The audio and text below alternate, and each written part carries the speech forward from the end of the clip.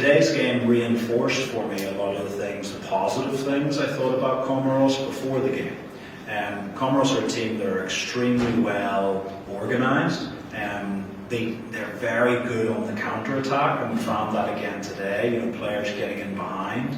And just very well organised. At times, if we didn't make our action immediately upon getting the ball, if we delayed in making a decision, Comoros were very good at getting the supporting player back and winning the ball back. So I thought they did very well in that. But look, there's a reason Comoros are top of their World Cup qualifying group, and I think this group's going to be extremely tight. And I think come match day 6, most likely all of us are still going to be competing for qualification. The other emotion is frustration, because we created so many good chances. And look, Comoros created some chances as well, but in essence they were chances that we expected they would create a little bit, because if you want to be a front foot, pressing, aggressive team, you have to give something up in the game. And we know sometimes teams might get in behind us, but I thought we dealt with that reasonably well, and the defenders had a really good game. And look, just really frustrated.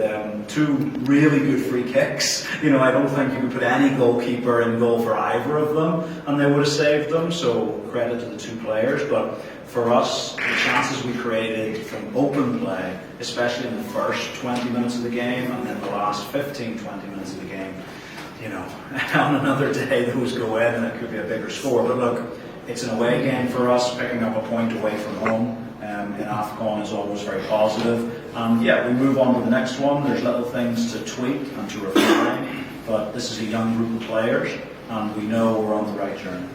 We have to be more maybe calm in that final moment in the box. We had some great chances.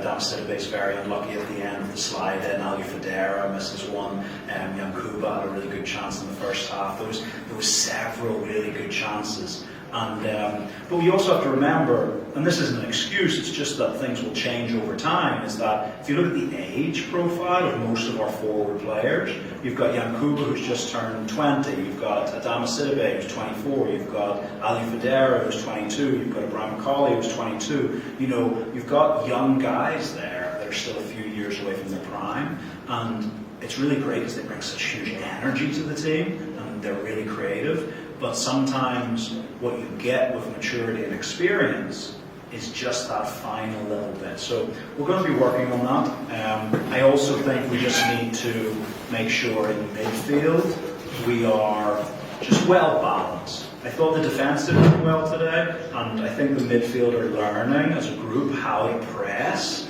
And when you press, you do have to send an extra man. But then it's the balance and the positioning of number 6. So we're happy. You've got to remember, we were together for 9 days in June, and we've been together 2 days here. So in terms of training days, it's like 6 days of training. And if you look at the difference between what the team was doing in the last campaign and what they're doing now, for me, I'm amazed that they've made so much progress in 6 training days. I really am. And so the more time we spend together, the better we're going to get. But we do need a little bit more composure in front of goal. I think that's obvious. Well, I think for us they weren't an unknown quantity in the team. You got to remember, I think Comoros were the second seeds. So they are not. And I said this when we came together and named the squad. I think it's very easy for people just to see the name and say, "Oh, Comoros, they're not Egypt, they're not Senegal." But I said this in the press conference last week, a lot of teams would say the same about the Gambia.